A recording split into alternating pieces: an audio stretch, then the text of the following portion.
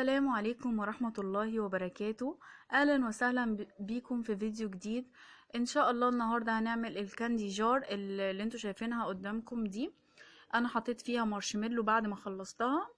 وعلى فكرة عايزة أقول لكم إن دي بلاستيك مش إزاز خالص. ويا رب لو أول مرة بتشوفوني تشتركوا في القناة وتفعلوا الجرس وتدوسوا لايك وشير. وعايزه اقول لكم ان انا عملتها بلاستيك لسببين، علشان اولادي طبعا ما تتكسرش منهم ولا اي حاجه. وتاني حاجه علشان خاطر في ناس سالوني كتير قوي بعد ما عملت طقم التوابل التركي، قالوا لي ممكن نعملها ببلاستيك، فانا حبيت ان انا اديكم الاوبشن ده، ان احنا نعمله ببلاستيك او نعمله بازاز. فيلا نبتدي مع بعض الطريقه. هنا انا عندي اللي انا هستخدمه هنا ده اللون اللي هدهن بيه القاعدة والغطا. ده ابيض بلاستيك، بندهن بيه الجدران والحوائط، عشان الناس سألتني ايه البلاستيك ده. وده نوعه اسمه سايبس. وهنا عندي غطا اللي انتوا شايفينه الابيض ده، ده كان غطا يدخل فيه البرطمان. وعندي الازازة دي كانت بتاعت خل تفاح فهستخدمها. وده برطمان بلاستيك برضو كان عندي. هبتدي ان انا اقص الجزء ده بسكينة او بقطر.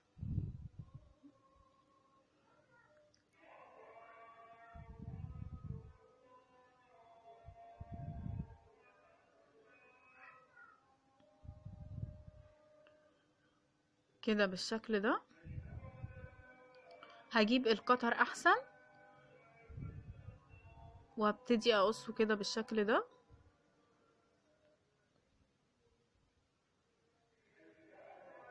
وهو اتقص معايا.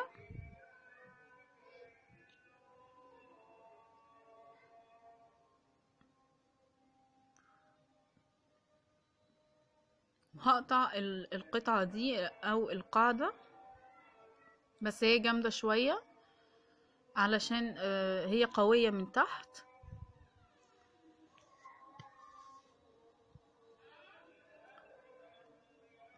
هقطعها كده بالشكل ده. والحاجات دي اللي هي الكاندي جار التركي دي موجودة كتير قوي في السوق، هتلاقوها بالالوان الباستيل الفاتحة زي اللون البينك او اللبني الفاتح او الابيض. فانا قررت ان انا اعملها بالابيض لان عملت حاجات كتير بينك ولبني وبستاج، فحبيت ان انا اعملها المرة دي بالابيض. والحاجات دي على فكرة يعني بتدي شكل جميل قوي في المطبخ. بتبقي فرحانة جدا ان انت اللي عاملة الحاجات دي، ومش مش يعني مش مكلفة فلوس كتير. انا يعتبر انا مش عاملة الحاجات دي خالص بفلوس، لان الحاجات دي كلها كانت عندي وبعمل لها اعادة تدوير. فزي ما انتوا شايفين كده بقى، انا جبت مسدس الشمع وامشي كده من الجناب، وهحط الجزء ده هدخله كده، وبعدين هضغط عليه علشان يثبت كويس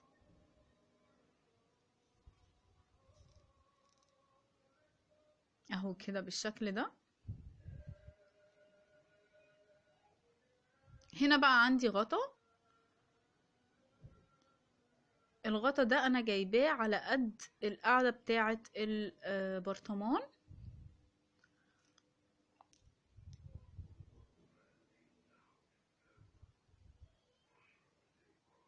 يعني انا على فكرة بقالي كتير قوي بفكر ان انا اعمله ازاي، بس انا جت في بالي الفكرة دي ان انا اقص الازازة واعمله بلاستيك.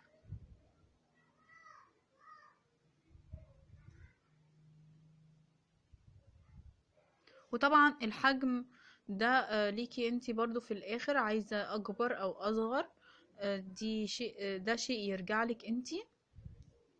والالوان برضو زي ما انتي عايزة. ولو مش عايزة تستخدمي البلاستيك في الدهان ده، ممكن تستخدمي رش. بيبقى السبراي الازازة بتبقى حوالي 16 او 17 جنيه. اختاري اللون اللي انتي عايزاه. وبترشي المكان طبعا اللي عايزة تدهنيه. اهي كده بالشكل ده. بعدين هعمل بقى الغطا اللي هو بتاع البرطمان بقى او الكاندي جار. هنا عندي زرارين، او لو عندك لولي بتبتدي ان انت بقى تلزقيه، لكن انا عندي زرارين، بصوا عاملين ازاي. فلزقتهم في بعض بالشكل ده، وهبتدي ان انا الزقهم في نص الغطا.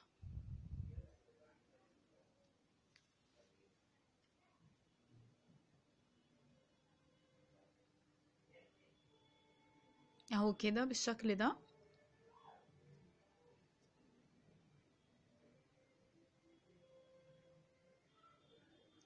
وهنا بقى هبتدي ان انا ادهنه.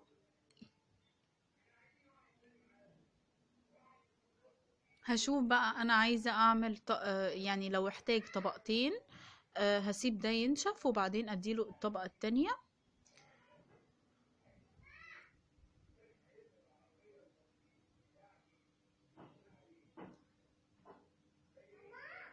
هاخد كده من كل الاتجاهات. بصوا انا ماسكاه ازاي، مدخله ايديا من جوه الغطا عشان اعرف املك الغطا كويس.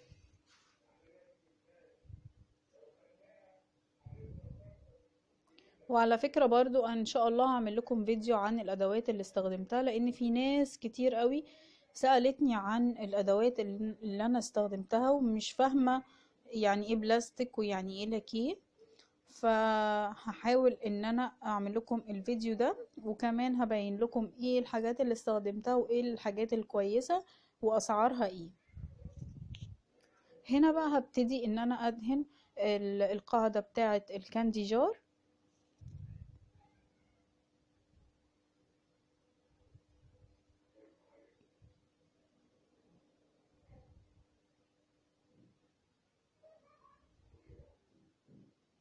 حتى لو تلاحظوا شايفين الغطا الابيض ده كان عندي مكسور كمان، يعني انا حاولت ان انا اعيد تدوير كل حاجة عندي.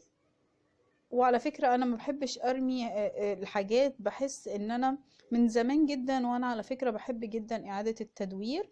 وكنت بعمل برضو حاجات في بيتي، يعني الحاجات اللي هو الزرع اللي كنت بشتريه من بره ده انا عملته على فكرة قبل كده. وعملت برضو حاجات رمضان، عربية الفول لأولادي السنة اللي فاتت، وعملت طبلية طبلية رمضان، وعملت العياشة. كل ده انا كنت بعمله في بيتي قبل ما افتح القناة خالص. فانا عايزة اقول لكم ان انا بحب اعمل الحاجات دي كلها، يعني بفرح بيها جدا.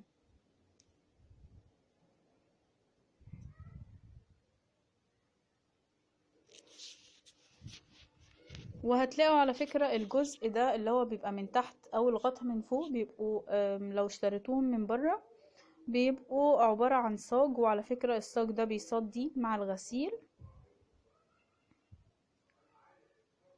لكن ده على فكرة عادي بنغسله عادي او بننضفه عادي، احنا كده كده عاملينه زينة او ديكور. وعادي بنغسله ما فيهاش اي مشكلة، بس اهم حاجة مش هنقعد بقى بسلكة ونقعد ندعك يعني، علشان ما يجرحش معانا. وشايفين الشريط ده انا استخدمته قبل كده لو تفتكروا في طقم التوابل التركي. فانا كان متبقي عندي، فهمشي كده على حواف الغطا كده وابتدي ان انا اثبته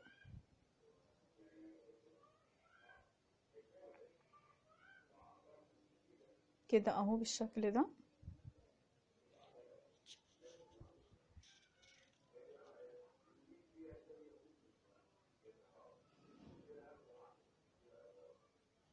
والحاجات دي بتلاقيها عند اللي بيبيعوا الخردوات، ومش غالية خالص. المتر ده تقريبا كان ب3 أو 4 جنيه حاجة زي كده.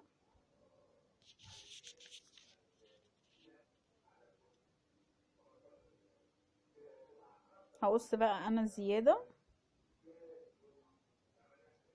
طبعا احنا بنعمل كل الكلام ده وبنلزق بعد ما الدهان نشف، فحبيت ان انا اكد عليكم.